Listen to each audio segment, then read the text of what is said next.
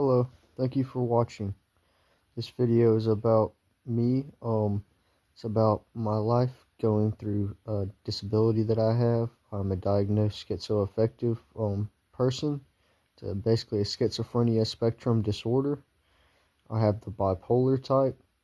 Basically means that I'm schizophrenic, and the schizoaffective disorder just means I'm schizophrenic with like bipolar mixed in, and it's episodes of mania and depression. And I still have faith in Jesus Christ, and I want to tell the story of how I go through hallucinations and how I have a very debilitating disability, and I still have faith, and I want to show other people that you can go through very difficult hardship and you can still follow Jesus, and there isn't anybody who's too far from Jesus as long as you hear his voice and you come to him. So yeah, it's just like you're a sheep, and he's the shepherd, and he's calling to you. And it doesn't matter if you are a schizophrenic sheep, if he's calling to you, it doesn't matter. Spirit, lead me where my trust is without borders. Let me walk upon the waters, wherever you will call me. Take me deeper than my feet could ever wander, and my faith will be made stronger in the presence of my Savior. Yeah, so it all started. I lost my brother in a tragic murder, and I found out the next day, and that night, I went to the barn and I prayed for a sign from Jesus or a sign from God, and I was praying and I was like, Jesus, I feel like if there is a God, if there is one that's telling the truth, is you and Yahweh. And I forgot about the prayer, and later that night I let my friend borrow my phone. People, family, friends were there, to console the family. I let him borrow my phone. I went and retrieved it from him walking down the driveway, and I looked up because I saw like a white mist out of the corner of my eye. And like I said, I'm schizophrenic. I got a schizoaffective disorder, at least. It's on the schizophrenia spectrum. But I don't believe that this was a hallucination. This was something that's like my faith was built on. I looked up, and my eyes locked onto that white mist, it turned into a white hot ball of fire, and it descended downward and to the left, just like this. And it was a ball of fire, and it had a white hot streak behind it. And essentially, fast forward, later someone pointed out to me the verse where John said, I saw the Spirit descend from heaven as a dove and remain on him. I saw that white hot fireball, and it was shaped like a dove, and then I seen like what I perceived to be a vision of the cross, and then that's when everything started. And I don't know, like, I believe that was real, but things that come after, I don't know, maybe Jesus is trying to guide me on my path with schizophrenia. If I have a disability, maybe I'm a prophet. I don't know. Maybe schizophrenics are the people God chooses to be prophets. Those type of people. Maybe we're more spiritually connected than the average person. I don't know. But I believe that to be true, that first one that happened. But afterwards, the things I'll speak of, it's very iffy if it really happened. That event led me to have a great faith, and I would go on to I would have night terrors and things like that of like demons scratching at my door, clawing at my door, and like being levitated out of bed and things like that, and like shadows being all around me and everything. Like it'd be like the same thing every night. I wake up, like it'd be like I'm in my bed and I'm like being tormented by demons, and that's supposed to be a symptom of it.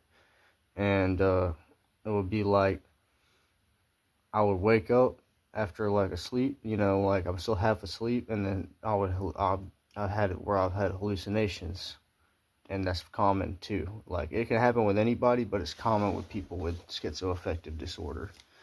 So I had where I woke up, I had night terrors all night long, and I woke up and I heard someone knock at my door, my bedroom door, and I lived alone, and no one was there, and I said it was a demon. I went out, I chased after it, because I was like, just, I don't know, frustrated, and I was hearing whispering coming from every direction, and I was like hallucinating really badly, I believe. And the spirituality aspect of it, I believe that I'm like a more spiritually connected person, and demons are like, they play into that, and that's why they cause schizophrenic people to have like scary hallucinations, like spiders crawling on them and stuff like that. I haven't had anything like that, but I've seen like demons before, and like running at me and stuff, and then I'd see like visions of like tormented faces, like twisted faces in agony, like visions of hell, stuff like that. But it's always in like high stress time, like if I'm high stressed, or it's like I just woke up or I'm really tired, it'll happen. So I'm like a high functioning schizophrenic. One time I was homeless and I was living in the woods, and it was like there was demons coming from every direction, and like they were like slipping between the trees and stuff like that. And it was that time I realized I think there's something like mentally going on with me, and I was going through it then. But I ended up finding God out there, and it was like, how do I explain this? I was having like suicidal thoughts back then, but like I found God and realized like I shouldn't be doing that. And but I later got diagnosed with schizoaffective disorder after a mental episode where it wasn't like something clicked and it was like I turned into John the Baptist, but I started thinking I was John the Baptist, but it was like something that built up over time. Like I would read things in the Bible and it'd be like, oh, it's talking about me type thing, and it would just like build up. And then I had somebody tell me that same thing I saw that night. They pointed out that verse to me, and they said, you saw the same thing John the Baptist saw. They didn't even say that. They said, you're, the way I looked at it, I thought I was one of the two witnesses in Revelations, because I witnessed something. And I was explaining that to him, and let's just say it was like police officers in full uniform, and they were pointing out Bible verses to me. That's all I'm going to say. And they pointed that out to me. It was like, if you think you're one of the two witnesses, which is theorized that they're resurrected biblical figures, and they say, based off what you're teaching us and what you said you saw that night, you're John the Baptist. That's who you are. And that like set it into stone, like that John the Baptist thinking. And it was like something that built up over time. It didn't just happen. Anyway, that led to an episode where I believe that Jesus was talking to me or something like that. He wouldn't tell me to do bad stuff or anything. He only told me to like clean my room and like stuff like that. And I had told my parents that I thought I was John the Baptist. Like I was like saying I'm John the Baptist. And anyway, like I'm not here to announce the second coming type stuff. And anyway, it built up to a point where I heard like this voice, and it said, love thy neighbor as thyself. It wasn't like a voice like external, it was an internal. We have two different types of voices we hear, external and internal. It was like an internal voice came off by itself and said, love thy neighbor as thyself. And I took that as I had to go and preach and baptize the neighbors. So I went and did that. My mom saw a note that I left that I was going to baptize the neighbors, and she was already freaking out because I was saying I was John the Baptist. And she ended up having me instituted. The police came and got me. I lost my gun rights because I went to a medical facility. Anyway, they came and picked me up in handcuffs, and I tried to baptize the officer who came and got me. Can you believe that? So I got really happy when I saw the police come. I thought it was like a wellness check. And then I went up there, and they ended up putting me in handcuffs, and they took me to like a psych ward to hold me until I went to a mental facility. And at this point, you got to understand like the true nature of like hallucinations that I was having. It was like TVs were talking to me and radios were talking to me. And another guy who I met in the mental facility thought he was Moses. He's like, it's the same. He's like, yeah, that's how it is. It's like TVs and radios talk to you, and it's like God is talking to you. That's what it's like. And so anyway, like if he's telling you to do something bad, it's not God. Let me just get that off the table real quick. Like, it's not telling me to do evil stuff. It's telling me, like, prophesying stuff to me. That's the best way I can explain it. It's like telling me things that are gonna happen and stuff like that. And anyway, so it had gotten to a point where I was like full, like thinking I was at least a prophet. And I was thinking the schizophrenia diagnosis was like a trap. I don't think of it like that anymore. I think of it like prophets were schizophrenic people. That's the type of people that God chose to send his message through. But back then I was thinking it was like a trap, like it was trying to get me to kill myself or something. And like I was in hardcore delusion mode. That's one thing about schizophrenia is you'll get delusions.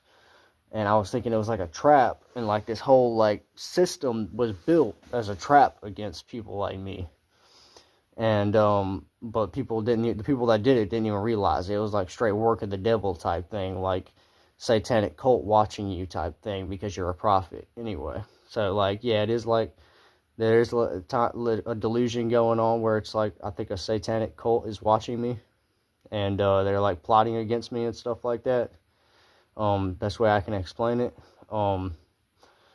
Anyway, let me get into when they picked me up. They took me to the psych ward, and they had me in handcuffs and everything. They handcuffed me to a hospital bed, and I was freaking out, saying that I wasn't I wasn't freaking out, like I was cool when I came in and everything. I was being nice and everything. I was like saying, "Oh, the Holy Spirit's in here" and everything like that. But they had me in handcuffs, and they put me in the bed, and I felt like the world was closing in on me and stuff. Like I hate being restrained like that. I'm the type of person that'll get up and pace around. Like I'm super hyperactive, and when you put me in a confined, like handcuffed to the bed type environment, I was not doing well. I was saying I'm John the Baptist. I'm not mentally ill, or I'm a prophet and all that. Like, and I was saying that other people around me are hearing voices, they're demon possessed and stuff like that. And they brought me a Bible, and I calmed down, and I started reading the Bible. And they had brought a patient I had calmed him down or whatever, brought a patient to the door to listen to me read the Bible. And I heard him crying on the phone later that I had exorcised him of demons, and there was the whole psych ward was freaking out that I had exorcised him of demons. They called it mass psychosis. The last thing I remember before I fell asleep was nurses running around trying to figure out what's going on, because every single patient was saying they got cleansed of demons, and to me it was just like, oh, I performed a mass exorcism when I woke up and they told me that. Anyway, I had a long conversation with everybody. I was explaining all this crazy different stuff that, I'll get into eventually. But anyway, I was preaching the gospel to people, and they took me, I said that if I was one of the two witnesses in the Bible, I was like, if I'm like one of the two witnesses, then I think I'm going to meet Moses one day, because that's like the theorized opinions. If you read the Bible, it says it's supposed to be Moses and Elijah. That's like the common biblical theory for it. And Elijah is John the Baptist. If you read the Bible, he's the Elijah to come. And I was like, if this is real, I'm gonna meet a guy who thinks he's Moses one day. Spoiler alert. And anyway, yeah. So I said that at the psych ward, and they brought me to a mental facility. I'm not going to say which one, but they brought me to this mental facility, and like a sanitarium. And I went in there, and it was like I was reading people's thoughts on the way in there, and it freaked me out. Like, it would be like they would speak to me. I would hear their voice, and they would speak to me. And then I don't know if it was the whole reaction was a hallucination too, but it would be like I would reply to it, and then they would start freaking out because I read their thoughts. And it's like, what is happening to me? Like, and like, and I get into the facility. I'm going to speed through this part of the story. I'll get into it more later. It's a big part of my life, and I want to get into that. But I get in there, and they take me to my roommate, you know, I got a roommate in there. And I was kind of scared the first night. I'm like, I'm in here with a bunch of crazy people. I hope they don't kill me type stuff. And I went to sleep, and I woke up the next morning, and there was a psychiatrist, a therapist, standing over me. And she's like, Jody, do you know why you're here? And I said, because I'm one of the two witnesses. She started writing on her notepad, and my roommate got up. He was like, don't say stuff like that. They ain't never gonna let you out of here. And I was like, oh. And I was talking about, it was symbolism and all that, you know. Just trying to get past her and everything. And she left, and it was just me and the roommate. And he was like, what are you in here for, man?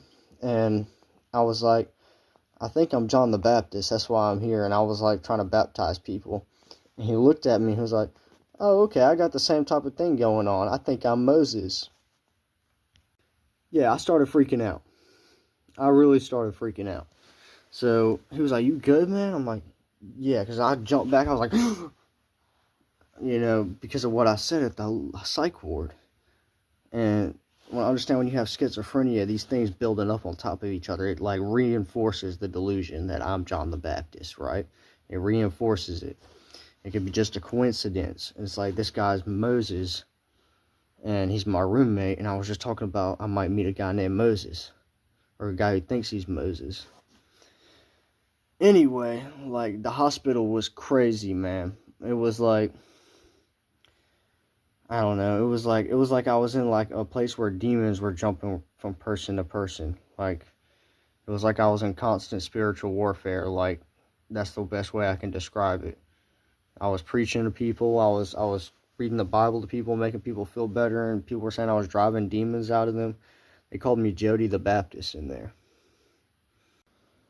But you know, even as I realized, and I come out and I realize, it's like, you know, maybe I'm having hallucinations. Like, I'm seeing people talk to me, and they're not talking to me. You know, my roommate, I woke up, and like I said, stuff will happen when I first wake up, and it was like he was talking to me in a demonic voice, and I couldn't understand him. And I'm like, okay, maybe I'm having hallucinations, and it's like the spirituality aspect of it. You know, I was like, maybe it's the demons trying to mess with me, because I have this condition where I'm like way too spiritually connected, and it causes you to have scary hallucinations, because you're more connected to the demons too, as well as like the Holy Spirit and everything. That's just the way that I look at it, you know. It's like me rationalizing it. My brain has to rationalize what I'm going through. That's just how it works. It uses your senses, your sight, smell, hearing, all that, and it tries to make sense of it. If you're hearing things that people talking to you, and they're not actually talking to you, your brain's going to try to find some rationalization for it. It's just how it works. And it's like all these little things pile on, these little events pile on. It's like, and it even gets to the point where it's like, you don't even know what's a real memory and what isn't. Like, what did you actually do? What did you actually not do? It's like I have a memory, and I'm getting them to pull the records from the hospital. But I have a memory when I was in the sanitarium, and we were doing group therapy, and I went on a tirade about how I'm John the Baptist and I can read thoughts and stuff like that. And the therapist said, okay, read my thoughts then. I said, okay, think of a number between 1 and 100. She said, okay. And I said, 83. And she started freaking out and said, you guessed that. Like, this is a real memory I have, but I don't know if it's like a hallucination memory. I'm telling you, like, this is a crazy world I'm up in right now, man. Well, reality getting torn in front of you, bro. And but she started freaking out, and like she like ran out of the room. Was like, I'm not doing this anymore. I can't do this anymore. This session, I'm leaving. And I was like, that's right, sweetheart. I can read thoughts. And like, it was crazy, man. It wasn't just like I was John the Baptist. It was like I was doing exorcisms, and I was reading people's thoughts. I was understanding the languages that I didn't know and stuff like that. It was just wild, man. If this is, that's why I said to them, I said, if this is schizophrenia, this is off the chain, my boy. This is off the chain. And like crazy stuff is happening. Like people can hold up a phone and I'll be able to tell them what is on their phone. Like this just came out of the blue, bro. I didn't ask for telepathy from Jesus or nothing, bro. But I'm starting to think, maybe I'm having hallucinations and stuff like that. Maybe I'm having hallucinations, and maybe it's there's demons messing with me. Like I said, the Holy Spirit's guiding me along and everything. It's giving me the strength. Like even when I'm seeing like demons or whatever, I can still like put on some waves crashing, some jazz music and just chill out and just listen to it. And it's like I'm walking on a beach with Jesus or something. Like I can close my eyes and I can imagine myself like just not like him really telling me anything, but just comforting me. And like it's like I'm walking on a beach with him and stuff like that.